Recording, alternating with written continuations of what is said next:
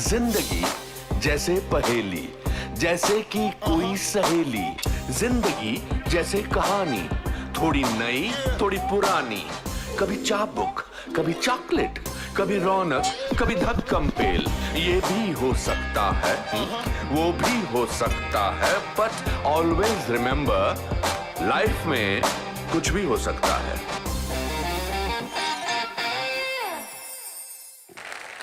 एक बात मैं आपसे पर्सनल रूप से पूछना चाहता हूं। Is it important, not necessarily about you, it is important for a poet to be sad? उदासी जरा देर तक रहती है, अच्छा, खुशी कम रहती है। फुलझड़ी की तरह जल जाती है, जल्दी बुझ भी जाती है। अब देखिए, इसी बात का आपने कितना खूबसूरत जवाब दिया कि उदासी देर तक रहती है और खुशी फुलझड़ी की तरह। उदासी अगरबत्ती की तरह महकती रहती है, बहुत देर तक रहेगी। बीड़ी जलाले जिगर से पिया, जिया में बड़ी आग है। अरे वाह, जिगर में आग तो बहुत है, अरे लेकिन उदास अगर नहीं हो तो बीड़ी जला लो, जितनी आग है मेरे जीवन में। वाह, और चूल्हा जलाने के लिए जा पड़ोसी के यहाँ से आग लेके आ जा, क्या बात है, तो वो कहने का ढंग है। क्या बात है। और फिर ये कि फिल्मों में आपको किरदार मिल जाए इस तरह कहने के लिए, तो फिर क्या बात है। क्योंकि फिल्मों में ये बंदिश तो है ना, आप किरदार से अलग नहीं हो सकते, कहानी से अलग नहीं हो सकते, और फिर किरदार की जबान से अलग नहीं हो सकते, आपको उसी की जबान में कहना पड़ेगा। आपके दोस्त या आपके कोई पहचान के शख्सियत, आप शायद उसका नाम बताएंगे, आपको बिमल रॉय साहब के पास लेके गए और उन्होंने आपसे कहा कि आप एक गाना लिखें। देवुसैन दोस्त थे मेरे, हाँ, ओके, जो ले गए थे मुझे। विमलदा से मिलने गए तो विमलदा ने कहा, मेरे नाम ही की वजह से कहा उन्होंने, कि बंगला में कहा कि भद्रलोक की करे जान बे वैष्णव कविता रखी।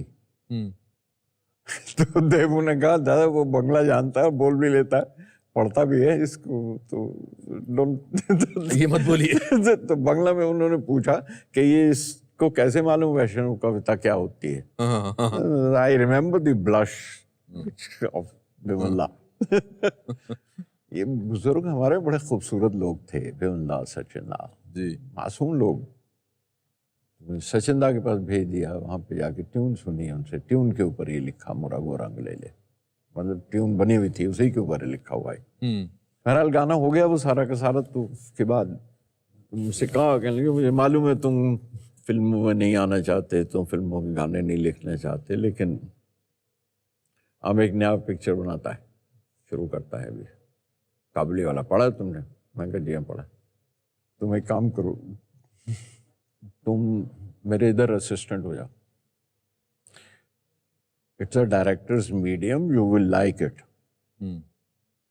But don't go back to that motor garage and don't waste your life. मैं बिलीव मी, मैं सबके सामने कह रहा हूँ, I just busted and cried out. अच्छा, Nobody had ever told me with that affection, वाह, this is the line, you should do this. It was, then I became an assistant. कितनी फिल्मों में आपने उनको असिस्ट किया? काबुली वाला शुरू कर रहे थे वो, काबुली वाला की स्क्रिप्ट देखी, और थोड़े से कहते हैं ढिठाई होती है अगर आप ईमानदार हैं, तो कहने का ढंग रूड नहीं होता, लेकिन बड़ी पोलाइटली आप कह सकते थे, ये सीन ठीक नहीं लगा। लिख भी लेता था, पढ़ भी लेता था, जानते भी थे, पढ़ा हुआ भी है। With result I entered films.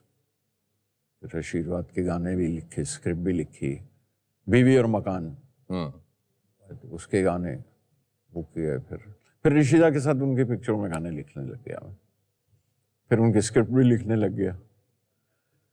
तो slowly I became a writer. I think Anand was that first film. आनंद ने उस जगह पे लाके खड़ा कर दिया था जहाँ कि कह सकते थे इस राइटर को बुला लो।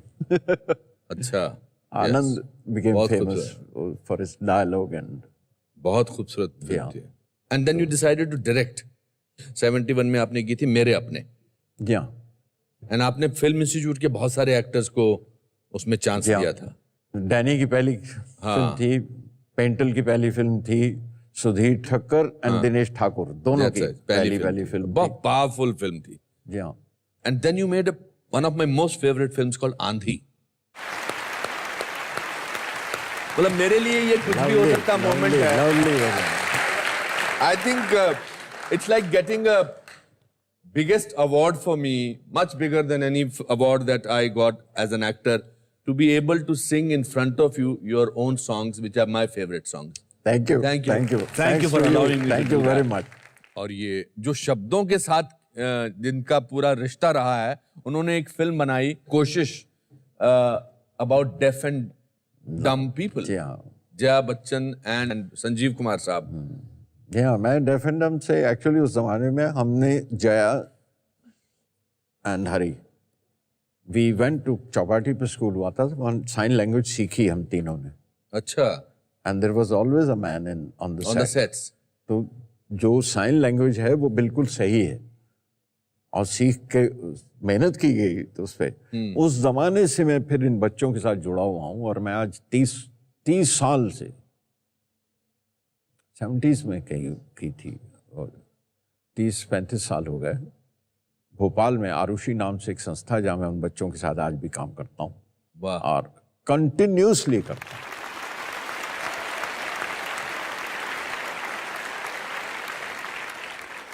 फिर आपने एक बहुत ही रेवोल्यूशनरी फिल्म बनाई माचिस on terrorism, one of the first of its kind with a realistic portrayal. Again उसका एक गाना became the most popular song, चप्पा चप्पा चरखा चले. That is where Vishal comes in. विशाल ने उसका म्यूजिक दिया. Yeah, Vishal, first film with him and first will for him. और वो मुझे एक मिठाई की दुकान पे मिल गए थे दिल्ली में. वो that's again a lovely story. नहीं, ये तो मिठाई की, ये तो कमाल की कहानी है. कहाँ पे मिले थे आपको? मैं अमजद अली खान साहब हैं, उन पर डॉक्यूमेंट्री बनाई है मैंने, आप लोगों ने शायद देखी हो. तो अमजद अली खान साहब के लिए एक रिकॉर्डिंग करनी थी दिल्ली में, उन्हें सरोद पर. तो उन्होंने एक स्टूडियो बुक किया था, उसका मुझे एड्रेस दे दिया. तो और वो मुझे मिला नहीं. शाम के वक्त वहाँ पे गया और तो उस ज़माने में ये सेल तो थे नहीं ना. वहीं पे जाके उस स्टूडियो का नंबर था मेरे पास, एक फ़ोन किया. तो मैं कहा जी ये एड्रेस कहाँ है, मैं यहाँ पे खड़ा हूँ. तो जिस आदमी ने फ़ोन उठाया दैट वाज विशाल. विशाल भारद्वाज. जी हाँ, विशाल भारद्वाज. तो विशाल ने कहा जी मैं आ रहा हूँ, आप कहाँ पर हैं इस वक्त. मैं कहा ये यहाँ एक मिठाई की दुकान है जहाँ पे मैं खड़ा हुआ हूँ, फ़ोन कर रहा हूँ आपको. तो कहने आप वहीं पे रहिए, मैं सुबह से यहाँ खड़ा हुआ, मैं अब भी आ रहा हूँ. अच्छा. तो ये आए मुझे लेने और वहाँ से वो लेके गए और मुझसे बिलीव मी विशाल को मैं अगर उसके बाद ऑफ कोर्स कहने लगे मैं ये करना चाहता हूँ ये फलाना. मैं कहा ऑफ कोर्स बड़ी अच्छी बात है, but of hand it will be very फिल्मी अगर मैं तुमसे कहूँ कि अच्छा मिलना मुझे. It's not that. लेकिन ये कि अगर तैरना है तो बच्चों दरिया किनारे तो आना होगा. जिस दिन आए वो मेरे पास, तो मुझसे उन्होंने कहा कि आपकी किताब मुझे ज़बानी याद है, आप अगर कोई भी लाइन, कोई भी मिसरा, कोई भी लफ्ज़ कहें तो मैं बता सकता हूँ कौन सी नज़म में से, हम पूरी नज़म सुना दूँ. My entire book he new by heart. वाह. तो उस ज़माने में जंगल बुक सीरियल के लिए, टीवी के लिए, उसके लिए एक वो बनाना था टाइटल सॉन्ग. तो उसके लिए मैंने वो गाना उनके साथ बैठ के किया. जंगल जंगल बात चली है, पता चला है चड्डी पहन के फूल खिला है. So that was the first composition of Vishal for that joke, and that was accepted, and that's how Vishal is with me and I'm with Vishal since then. How wonderful. What a great togetherness. In 1999 you made a film called Hututu. जी. And after that आपने direction बंद कर दी. क्यों? दो चीजें हुई इसमें. एक तो ये फिल्म जिस तरह से बनी थी उस तरह रिलीज नहीं हुई. अच्छा. मेरे प्रोड्यूसर थे, उनकी मर्जी, उनकी मलकियत, तो उन्होंने वो सारी काट कटा के रिलीज की. तो जो बनाने के दौरान बोले नहीं, तो ये मीडियम वहाँ के थोड़ा फ्रस्ट्रेट होने लग गया मैं कि जो अपने हाथ में नहीं जिसकी लगाम है तो मैं क्या सवारी करूँ उस पर. I went into a big depression after this. My daughter Meghna was the person who helped me and brought me out of that. एक तो ये हुआ मेरे साथ, और दूसरी वजह ये थी कि किताबें बहुत ज़्यादा थी मेरे दिमाग में जो करनी है। तो मुझे लगा कहीं ना कहीं आके किसी जगह पे तो एक लकीर खींचनी पड़ेगी। I have to come back to my books which were my passion. Otherwise वो मुकम्मल नहीं होगा, ये दायरा पूरा नहीं हो पाएगा कभी भी, और मैं वो कर नहीं पाऊंगा जो कुछ करना चाहता हूँ। तो वो यूं है कि बस राह में एक मैखाना मिल गया था, तो मैखाने से होके फिर वापस आ गए उसी जगह पे। बोस्की ने क्या चेंज किया आपकी जिंदगी में? She is the core of my life. वो आपकी औलाद, आपकी बेटी, पता नहीं सबके साथ हो कि नहीं हो, लेकिन मेरा मरकज उसकी पैदाइश से ही, तभी से वो मरकज बन गई थी, वो सेंटर कोर बन गई थी। और उसका कोई उदास लम्हा है तो उसके उदास होने से पहले मैं उदास हो जाता हूँ, और उसकी खुशी का लम्हा है तो उससे पहले मैं खुश हो जाता हूँ, मैं फूल पड़ता हूँ। हालांकि नवासा, आप ग्रैंड चाइल्ड के साथ आपकी एक और ही तरह की बंदिश होती है। जी, उनका नाम क्या है? समय। 5 बरस के हैं, बस उनके साथ बंधी हुई है डोर पूरी जीने की, मेरी हर सांस बंधी हुई है उसके साथ। वाह। लेकिन but she remains the core of my heart, she remains the core of my life. आपकी पोएट्री में एक अनबिलीवेबल इमेजरी होती है, मतलब किसी भी गाने को ले लो। One of my favourite songs again is from Masoom, तुझसे नाराज नहीं जिंदगी, हैरान हूं तेरे मासूम सवालों से परेशान हूं। अच्छा, एक सेकंड, गुस्ताखी माफ, आप नाराज तो नहीं होंगे मुझसे? नहीं, अगर आप मुझे करेक्ट करेंगे। नहीं, हाँ, अगर ये कहूँ कि इसकी भी धुन सुना दीजिए, तुझसे नाराज थे आप लोग बताइए, कहना है कि नहीं? यस। गुलजार साहब, इट्स सो अमेजिंग।